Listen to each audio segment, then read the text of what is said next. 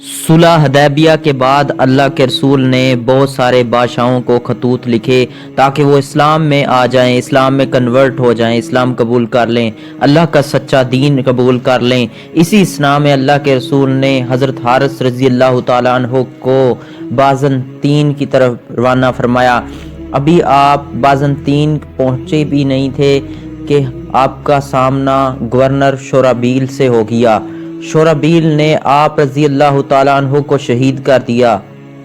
اسی اسنا میں یہ خبر جب اللہ کے رسول کے دربار میں پہنچی، مسجد نبوی میں پہنچی تو تمام مسلمان غرم ہو گئے۔ بہت بری خبر تھی۔ اللہ کے رسول صلی اللہ علیہ وسلم کو بہت رنج و غم ہوا۔ اللہ کے رسول نے صحابہ کرام کو جمع فرمایا اور 3000 کا لشکر جو ہے وہ منظم فرمایا۔ اللہ کے رسول نے یہ لشکر اس لیے منظم فرمایا کیونکہ اس طرح قاصد کا قتل کوئی عام بات نہیں تھی، یہ بہت بری خبر تھی، تو ان کو سبق سکھانے کے لیے اللہ کے رسول نے یہ فوج منظم کی تھی۔ چنانچہ اللہ کے رسول نے اسلامی جھنڈا سپہ سالار بنایا حضرت زید بن حارث رضی اللہ تعالیٰ عنہ کو۔ آپ صلی اللہ علیہ وسلم نے فرمایا کہ اگر زید بن حارث شہید ہو جائیں تو لشکر کی کمان حضرت جعفر بن ابو طالب جو ہے وہ سنبھالیں گے، اگر وہ بھی شہید ہو جائیں تو لشکر کی کمان حضرت عبداللہ بن رواح رضی اللہ تعالیٰ عنہ سنبھالیں گے۔ چنانچہ یہ لشکر مدینے سے نکلا اور بازنطین کی سلطنت میں پہنچ گیا۔ وہاں پہلے ہی سے ہرقل جو ہے 1,00,000 فوج کے ساتھ موجود تھا، مزید نصرانی ان کے ساتھ مل گئے اور یہ فوج کی تعداد 2,00,000 ہو گئی۔ جب صحابہ کرام کو ان کی خبر ہوئی تو صحابہ کرام نے کہا کہ یا تو واپس چلیں یا پھر پیچھے سے مدد طلب کریں، یا اللہ کے رسول کو پیغام پہنچائیں کہ وہ 2,00,000 ہیں اور ہم تو صرف 3,000 ہیں۔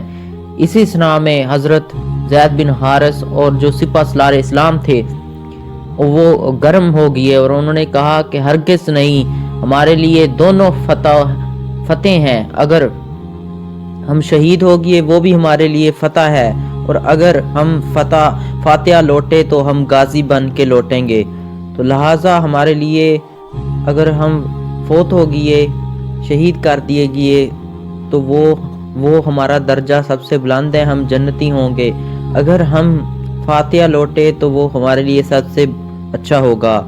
چنانچہ یہ سوچ کر 3,000 لشکر منظم ہوا اور اسی اسنا میں جنگ شروع ہو گئی۔ جنگ شروع ہوئی تو حضرت زید بن حارث رضی اللہ تعالیٰ عنہ نے بڑھ چڑھ کر حملہ کیا۔ ہزاروں کے حساب سے بازنطین کے عیسائی اور نصرانی مار دیے گئے۔ اچانک آپ کے اوپر بہت سارے سپاہیوں نے مل کے حملہ کر دیا۔ آپ بے جگری سے لڑے مگر آپ لڑتے لڑتے شہید ہو گئے۔ یوں ہی آپ شہید ہوئے تو جھنڈا جو ہے وہ حضرت جعفر طیار رضی اللہ تعالیٰ عنہ نے سنبھال لیا۔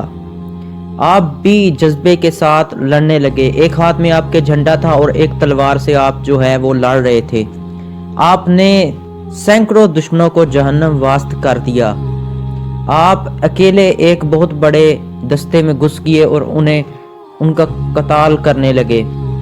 اچانک سے آپ کے اوپر منظم دستے جو ہیں حملہ آور ہوئے اور آپ کا ہاتھ کاٹ دیا۔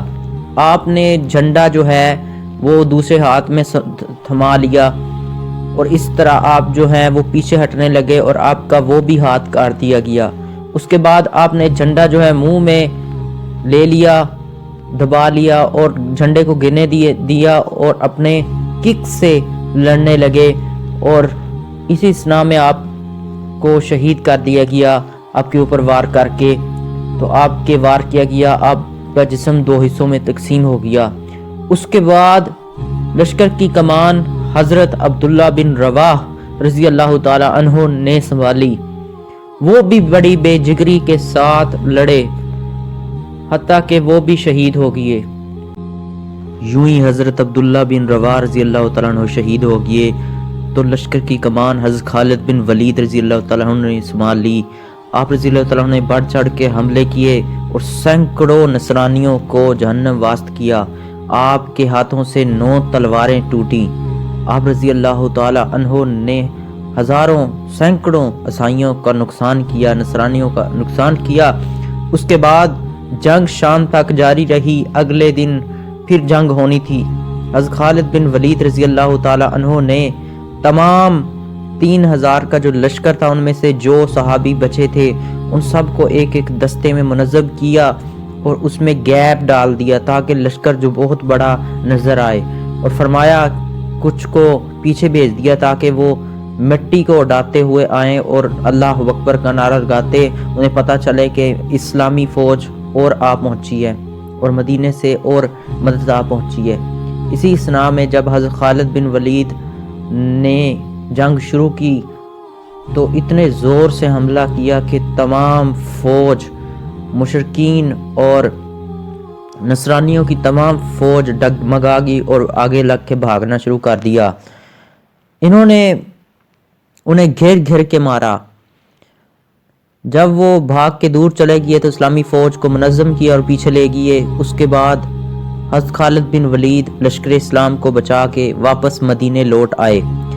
جب یہ لشکر مدینے پہنچا تو تمام لوگ انہیں پتھر مارنے لگے کہ یہ بھگوڑے جنگ سے بھاگ کے آئے ہیں، لیکن اللہ کے رسول نے سب کو روکا اور فرمایا کہ یہ بھاگ کے نہیں آئے بلکہ مدد لینے اور سپاہی لینے آئے ہیں، دوبارہ جائیں گے اور ان کو شکست دیں گے، بلکہ یہ جیت کے آئے ہیں۔